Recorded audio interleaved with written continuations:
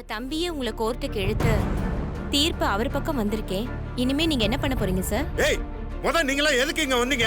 உங்களா யாரு என் ஆபீஸ்க்குள்ள விட்டது? ஃபர்ஸ்ட் ஆஃப் ஆல் வெளியில போங்க எல்லாரும். சார் நியூஸ்க்காக வந்திருக்கோம், எதுக்காக வந்தீங்கன்னு கேக்குறீங்க? இது நியூஸ் இல்ல, இது நியூசன்ஸ்.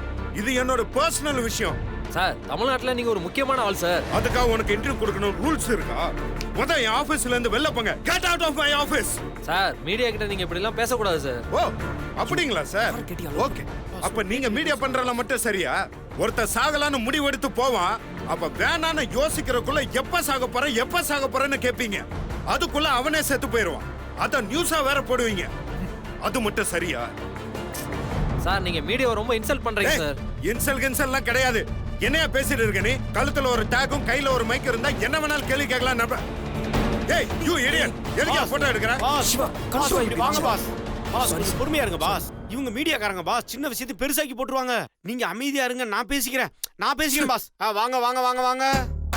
தம்பி பாஸ், முறையா பேட்டி கொடுக்குறேன், கொஞ்சம் அட்ஜஸ்ட் பண்ணிக்கங்க பாஸ். நீங்க இப்போ காலியா இருக்க வீட்டுக்கு போறீங்க. மைக் வரலையா? அட வாப்பா, நீங்க வாங்க. அங்க யாருமே இல்ல, ஆனாலும் அங்க போய் நீங்க பேட்டி எடுக்கிறீங்க. அப்போ அங்க இருந்து என்ன சவுண்ட் வரும்? வராதுல்ல. அதுக்கு பதிலா நீங்க கேட்ட கேள்வி உங்களுக்கே எக்கோவா திரும்பி வரும். அத பார்த்து நீங்க பயந்துருவீங்களா? அது மாதிரிதான் இப்போ இங்க நடந்த விஷயமும். எதுவும் இல்லாத விஷயத்தை கேட்டு எங்க பாஸ நீங்க ரொம்ப டென்ஷன் ஆகிட்டீங்க. அதுக்கு அவர் சொன்ன பதில கேட்டு நீங்க ரொம்ப பயந்துட்டீங்க. என்ன நான் சொல்றது உங்களுக்கு புரியுதா?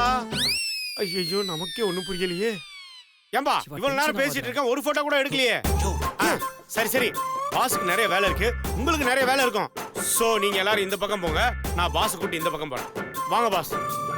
வலியுடு பாஸ். லாஸ்டா ஒரே ஒரு கேள்வி சார். உங்க ஆபீஸ்க்கு சீல் வைக்க போறதா சொல்றாங்களே, அது உண்மையா சார்? இதுக்கு மேல ஒரு வார்த்தை பேசணும். கேளுங்க பாஸ் கிட்ட ஏடவரமா கேள்வி கேட்க போய் உள்ள போங்க. நீங்க வாங்க பாஸ். சாரி சார், அவர் ரொம்ப அப்செட்ல இருக்காரு. நீங்க எல்லாரும் போங்க ப்ளீஸ். போங்க ப்ளீஸ். வாங்க சொல்லுமா பாஸ். வாங்க பாஸ்.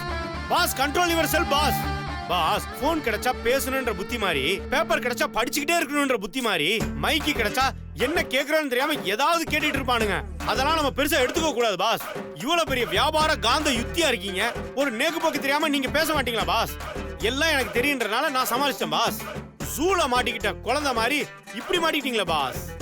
சிங்கத்து வாயில தலைய விட்டா மெதுவாதான் பாஸ் எடுக்கணும், இல்லன்னா தலை துண்டாயிடும். எப்படி என் தலைய கொடுத்து உங்க தலைய காப்பாத்தின பாத்தீங்களா பாஸ்? ரன்பீர் பாஸ்